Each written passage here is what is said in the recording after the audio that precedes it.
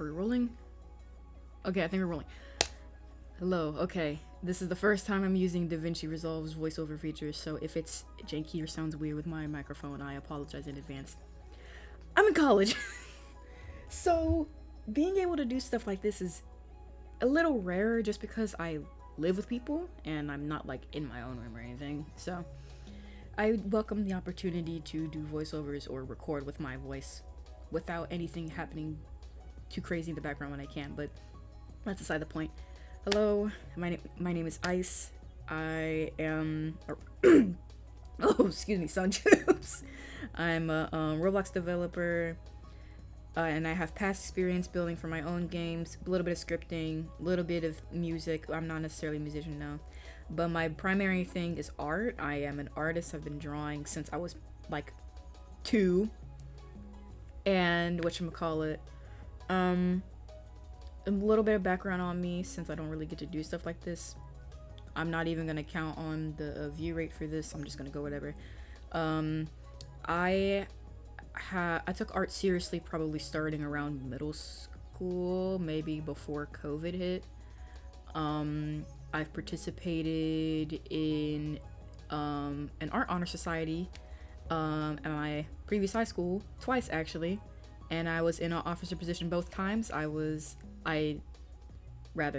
I tallied hours and everything my junior year, and my senior year I was president for the honor society, which was amazing, and I'm really happy to have that on my resume. I think that says a lot, and I miss my art teacher. She is amazing. I still talk to her sometimes, but that is such an inspiring woman. Very, very, very cool woman. And I'm very, very grateful that she was my art teacher, including my other sponsor as well. Microphone movement. I apologize. Before I, left for college. But my main thing, and you see it here too, my specialization, I guess I could say, is drawing people and drawing characters. It mainly started off with me actually drawing a lot of Ghost and Pals related art, because back in 2017, 2018, when I had YouTube for the first time, I was exposed to Vocaloid, and some of my favorite Vocaloid artists, and still to this day, are Kaiki Iki Bear, I think, Ghost and Pals, aka Ghost, Creep P, and there's just so many classics. I know Ghost from the 2016 to 2019 era. That's when we got the Clattering Lack of Common Sense rework. That's when the creative Japanese remix was out. That's when we had Star of the Show. That's like in that same era of Distortionists and everything, before we really got coverage on like how they were mentally. But like, they were a huge inspiration to my art style for a long time, and I actually started off kind of slightly impersonating their style, but not like impersonating, but like more or less just building on my own style based off of that. And then I promise this is all going to relate to this fan art in a second. And after that, one of my biggest inspirations now, and I feel like I've gotten closer to their rendering style since then, is a Korean artist named 82 Pigeon. I found their works on Pinterest when I was like in 8th or 9th grade, and since then I've just been developing and changing, and it's just gotten to this point now.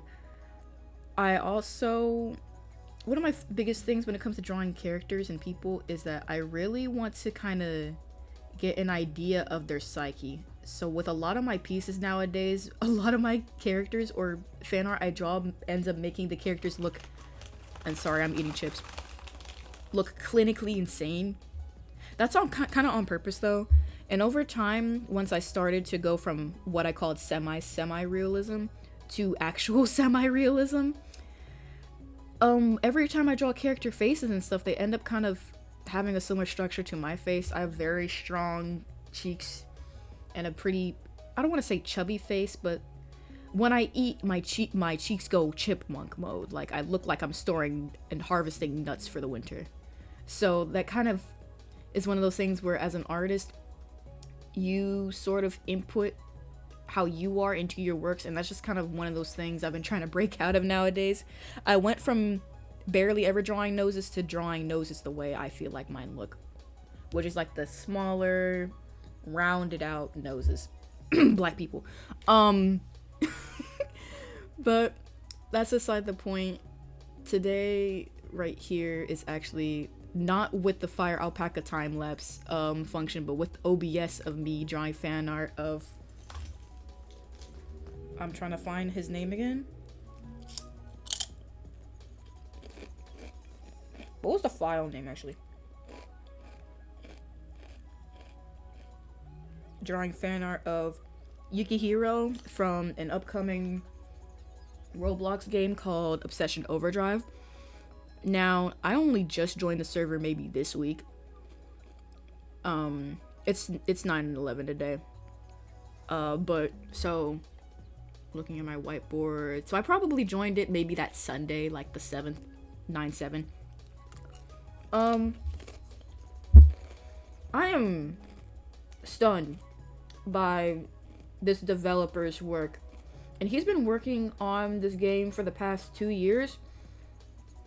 I remember getting recommended it one day because I was looking back at a lot of old Yandere simulator videos I used to watch. So like 27, I think it was 2018 actually. Yeah, cause I remember 2017, 2018 because I was watching a lot of Corey Kenshin FNAF videos. I watched a lot of Biju Mike, and I looked at a lot of Yan Sim like myth videos and stuff like that, just because the game was already kind of stupid, so it was funny seeing people break the game even more. But aside from the fact that Obsession Overdrive is basically like a Roblox yandere simulator, I actually prefer if people don't water it down to just that, because in my mind, Obsession Overdrive is like the standard for like a AAA Roblox game to me. I don't want to say that as if it's like setting expectations for anyone, but like I see it as that, because not only do we have hair physics, we have a very like stylized version of the Roblox 2.0 model with eye and mouth physics, with pupil physics, like something you would get out of like, and this is just for example, for lack of better words, like a Hoyo game, or like an ArcSys game. I think ArcSys is probably a better connection. Like their Roblox 2.0 rig, it feels like ArcSys-esque to me. Like it's really, I don't know how they achieved it, but it's beautiful. I think it works splendidly with the game. They have jiggle physics for like clothing and luggage and things, like the duffel bag or like the body bags when you pick them up in one of the devlogs for the incinerator. It was the incinerator devlog, where they have like physics for those. They have hair physics, ribbon physics, they have clothing physics. It's very rarely with the Lua engine do you see physics portrayed and achieved so smoothly. And it's not even just the physics, it's the graphics. Like Roblox's graphics system is finicky, and this is coming from me. Never put your graphics on automatic. That will eat your computer and your processing power. I ran automatic for maybe a year, 2 years back in 2021, and after that I could only run manual one. You have to run manual constantly. If you know your laptop cannot handle it, you have to run manual. Excuse me. And just adjust it whenever the case may be. But for what's the word I can use? Obsession Overdrive is doing something I've never seen any other Roblox game do. Not only is it like polishing the concept Yandere Simulator originally had, but it has concepts that it's taken, that it still hasn't achieved yet in the 9 to 10 years of its lifespan. But like I said, I don't really want to compare it to Yandere Simulator, because although it is basically just Yandere Simulator, it isn't just basically Yandere Simulator. I don't want it to be watered down to that. And again, this is my project, so when I say I don't I'm not saying that as in I'm the developer, because I'm not. I'm very obviously not. Don't connect me to that. But it is more than just a yandere simulator game. And even down to the characters from the devlogs I've seen and everything, even though we don't really have that much information about the main characters on YouTube's side, at least from the digging that I did, the characterization, even in like the load up screen in that one devlog where you can either play as like the male MC or the female MC, they're both twins. The small detail of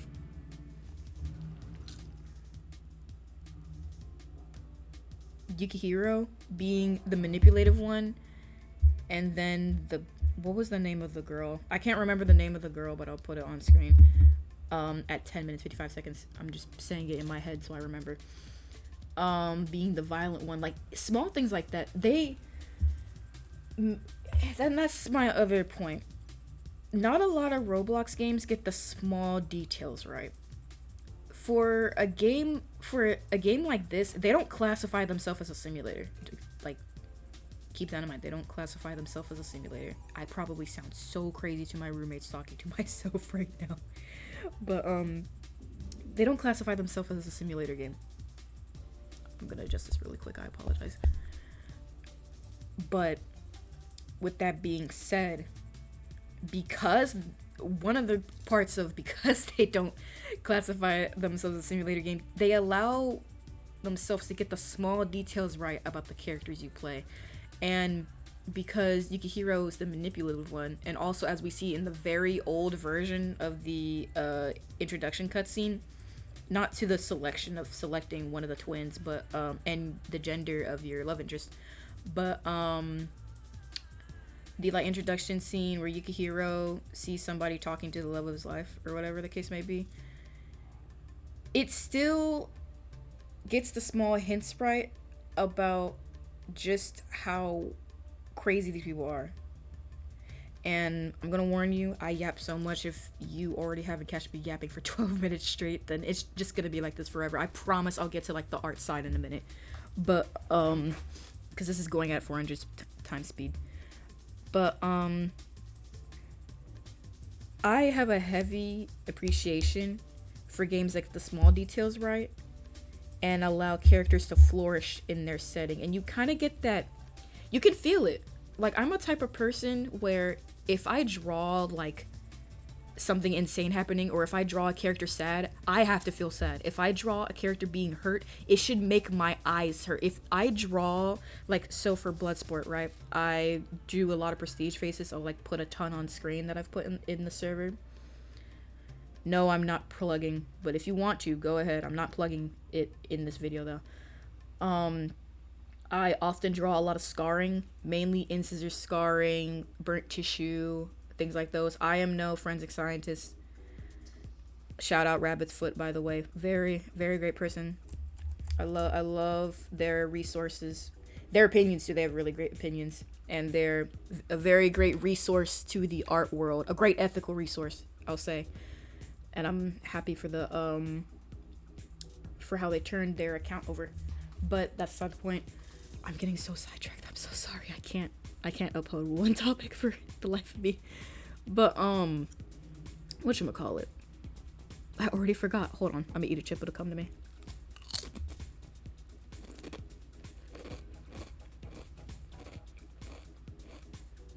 Bloodsport faces. Okay.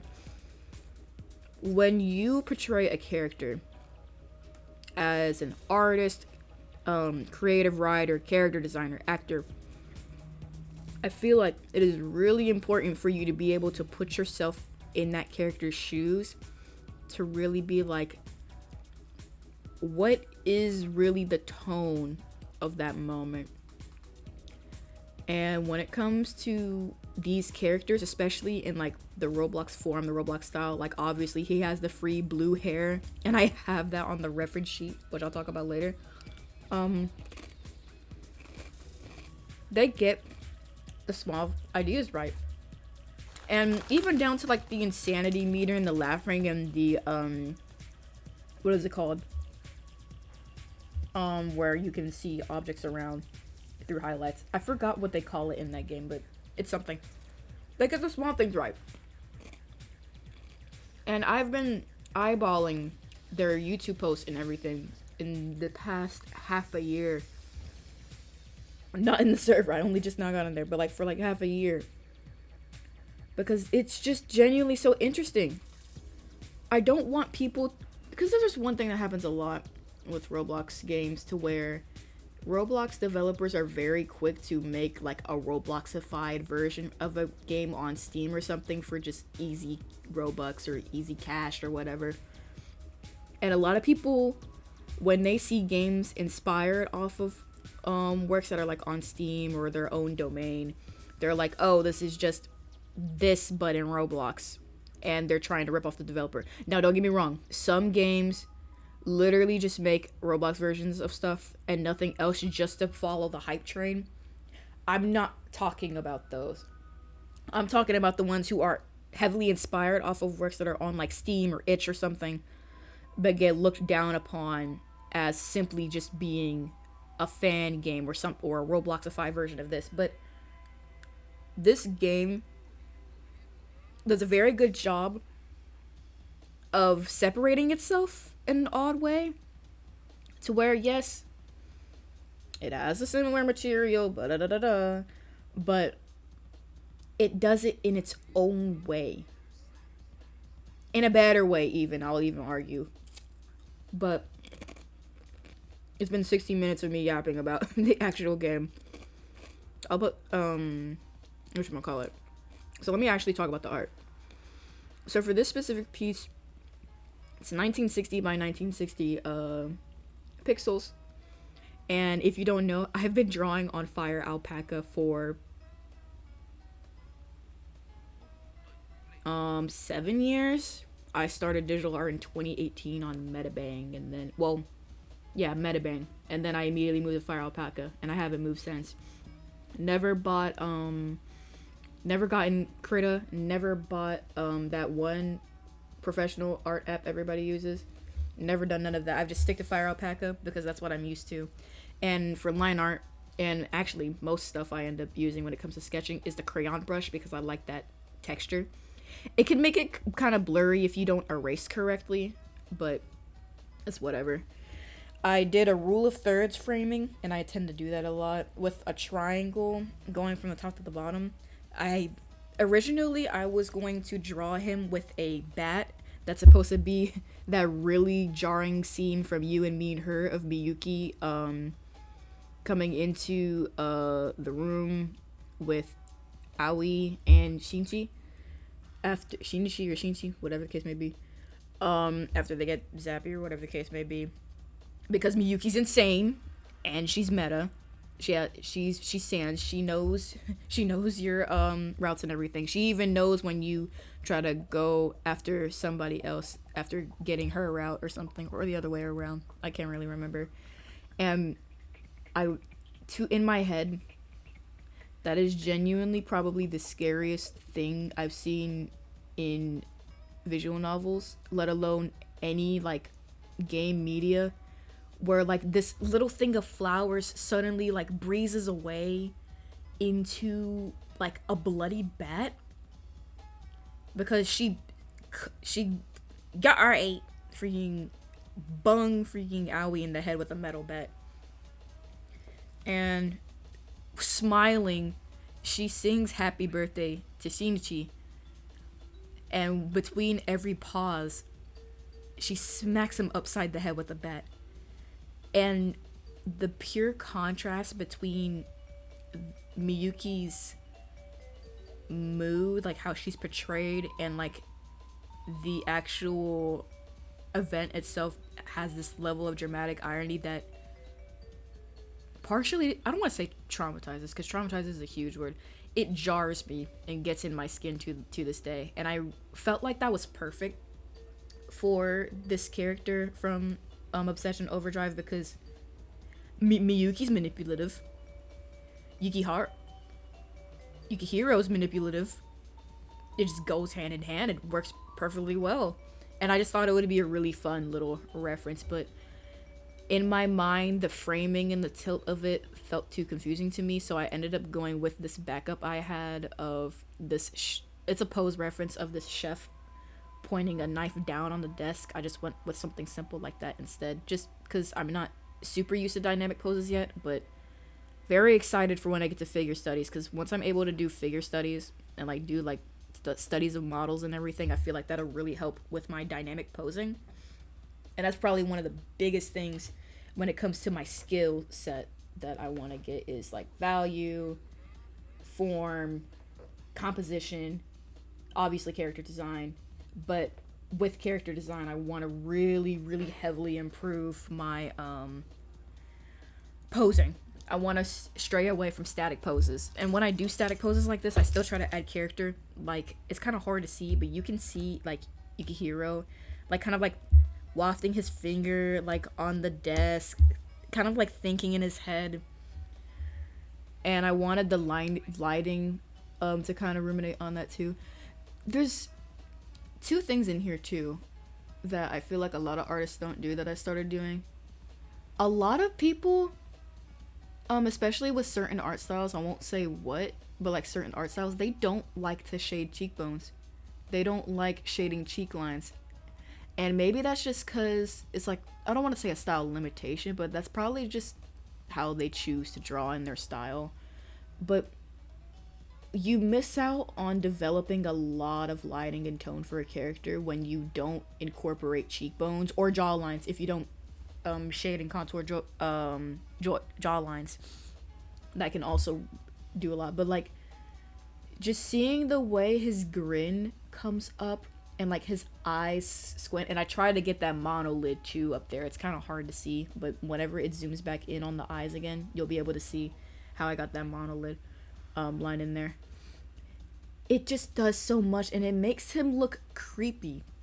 Because in the reference photo, there was a backlight. Like, you can see the highlight rim around him, but I felt like it looked too pillowy, so I just went with my usual top light source and shading and ambient coming around from the room.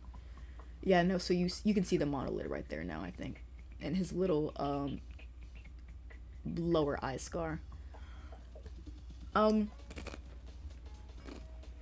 don't know how much longer I have left on this. I think I have like 12 minutes on here.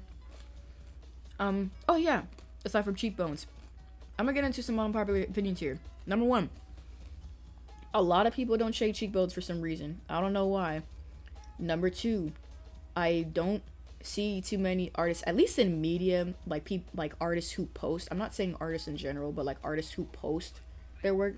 I don't see people drawing double eyelids a lot, which is weird, but that may just be me projecting, because I draw a lot of characters with double eyelids, because I have double eyelids. Yeah, they don't do that a lot. I find that strange. It can do a lot with your shading and like capturing the emotion of a specific character, or like the menace to them. Number three is people, like, again, artists who post. I'm not saying all artists in general, but artists who actually post their work, or like specific styles and like that are like popular in media. They don't draw body hair like that. I've only maybe seen a couple of people on the algorithm that's gotten recommended to be draw body hair. I don't get it. And a lot of people forget too, you have hair on like your fingers. You have hair on your hand.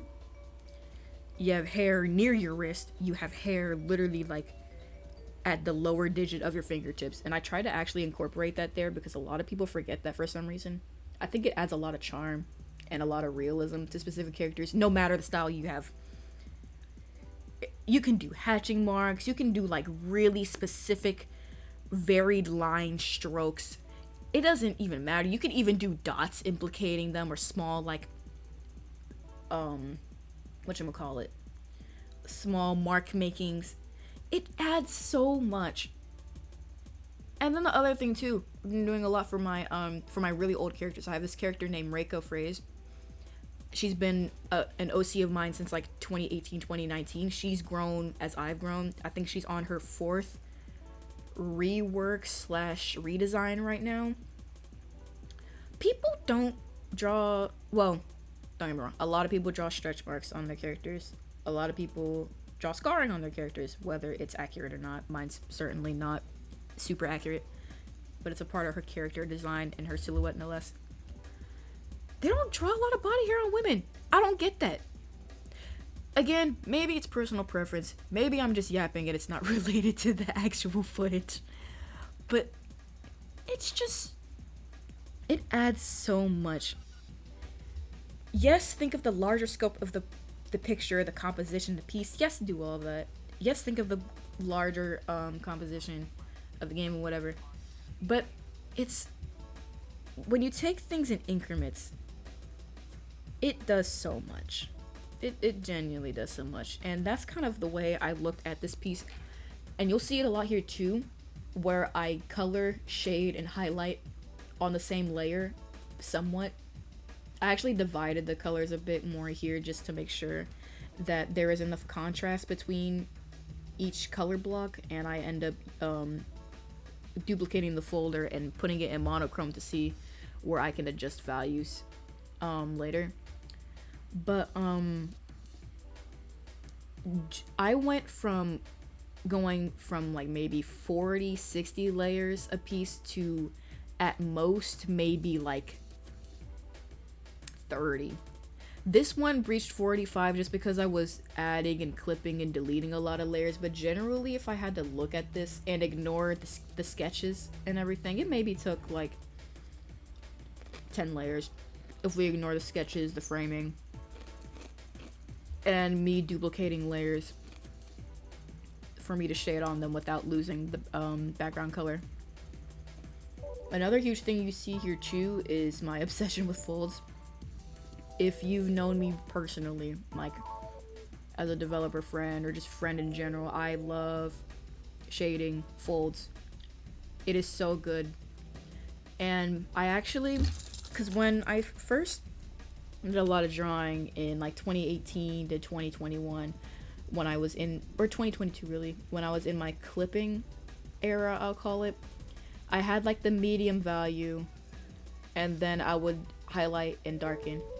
Now what I end up doing nowadays is I have my, I kind of cheat it out a little bit and I have like the colored background value, or like the colored tone, usually pretty desaturated, for like the background, and then a separate one clipping around the body or the subject, aka like the character or whatever the case may be, and then I wrap my values around that.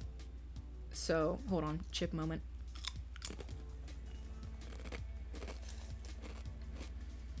So why did I get a brain fart? So okay, I remember. So rather than going from medium value to light to dark, I normally go from dark to medium to light. And that's more of a result of me drawing traditionally for a long time, between junior and senior year, to where I went from drawing digitally consistently to traditionally frequently. And so because I rendered and everything traditionally for so long, it just kind of like, I kind of get used to like just doing everything on one layer. And if I have to do a secondary layer just to adjust some values, add more contrast, whatever the case may be, I may do all of that. It was really tempting to do like some blue shadows with some orange highlights or whatever for Yukihiro, but I strayed away from it just because this is artificial lighting. He is in a very like closed space, like a closed room. And actually, I didn't even talk about the ref sheet. Let me put the ref sheet on screen. Yeah. You're gonna have to crawl through 34 minutes of footage me. Yeah. You're gonna have to watch all 34 minutes after... Actually, I lied. It's 41 minutes. You're gonna have to look through all 41 minutes after recording audio for 41 minutes. Are you proud of yourself? Do you regret not putting it at 800 speed? 800% speed? How do you feel? Are you proud of yourself? You have work you have to do. But I digress. We are over halfway there. Do I think I'll be able to yap for 40 minutes? Maybe. We just hit the 30 mark. I don't really know if I'll be able to make it, but we certainly will try.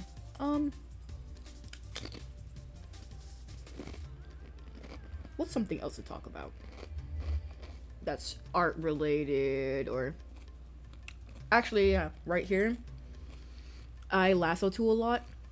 Fun fact about me, for maybe 5 years when I did digital art, I colored everything manually. I did not lasso tool. I only started using the lasso tool in art to block out stuff maybe a year and a half, 2 years ago. I would literally manually color in and erase stuff to have it fit in the lines. So, I don't know if I'm insane. Maybe I am. I think I'm already insane enough for usually coloring on the same layer. I know that can kind of muddy out values, but more often I've been kind of like sucking it up, biting my tongue, and just doing more layers to make sure there's contrast in values. I probably should have done more with the shirt collar right there, but it's okay.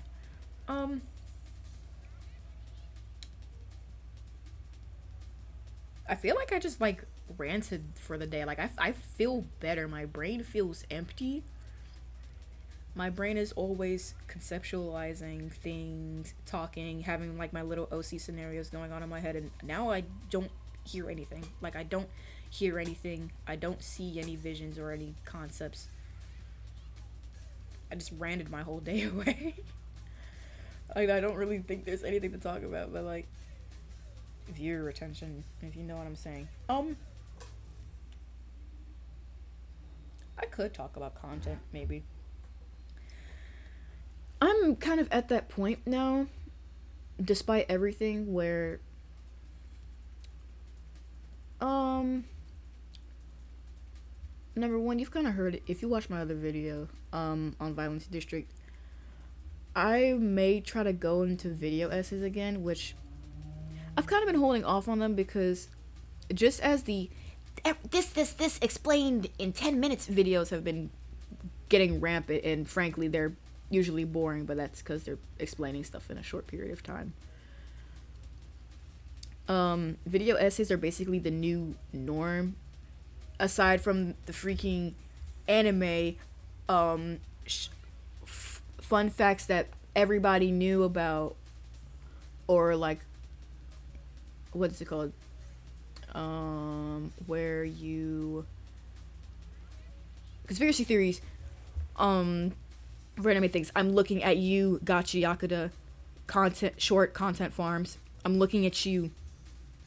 Don't get me wrong, I love the film and I love the wave it's pushing for younger mangakas, but nobody asked for them. But that could go for anything on YouTube, really, so I can't hate. I can't hate at all. They're just rolling with the game. They get in their money. I can't hate. Get your bag. But I feel like I could offer a lot with the, just as the person I am, with video essay content.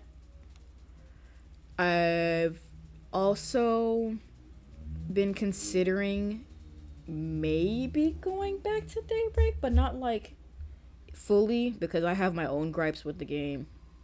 Yes, I'm stubborn, but I'm slowly trying to change the way I play, because I'm a very competitive player. I think all of my friends know that I play very competitively, and I can contribute to some kind of toxic-ish behaviors. But I will not lie, my editing was funny. I liked my editing. I normally don't push a video if it doesn't make me laugh to myself, or if I don't feel like it's like doing anything for a specific scene. Like, my rule of thumb with content is it contributing to something? Like, is it for like a smaller game, a smaller company? Like, what is it contributing to? Is the mood that's being set for it matching with the tone I want to set? So if I do like a stupid edit of the freaking saying wanna drip like me, I don't believe him, leave him. Saying he wanna drip like me, I might just bleed him, and sky's on. Freaking with with the venom shank in the background. Does that make it's stupid? But does that make me laugh? Am I making it look stupid on purpose? Does that fit with the audience I'm trying to approach? Like, that's number one. Like, well, I think that's number two. I already lost count. I can do math, I promise. Um, yeah. Does it match what I'm trying to set? Does it make me laugh? Like, the tone and the mood match with what I want? Oh no, am I contributing to something? Do the tone and mood match? And is it contributing to, like, something? So, like, a lot of my content normally dips towards more, I don't want to say obscure, but, like, lesser known media. So, like, everybody knows Forsaken. Everybody and they mama know Forsaken. I don't play it. I've purposefully chose not to record or play it just for my own personal reasons. But like, not a lot of people know Daybreak. People know Pillar Chase, they don't know Daybreak. So I promoted Daybreak for a long time. And I still do sometimes, but I'm not going to get into that. That's something completely different. So I've leaned towards Violence District. Violence District is in the same scene of asymmetrical stuff, but I love it. So I've been thinking of doing, like, somebody beat me to it months ago about Roblox asyms, but that's just kind of like one of the genres that's been, it went from just being something silly to being monetized. Like, have you noticed that with, like, Roblox asymmetrical horrors progressively leaning from just fun to monetization?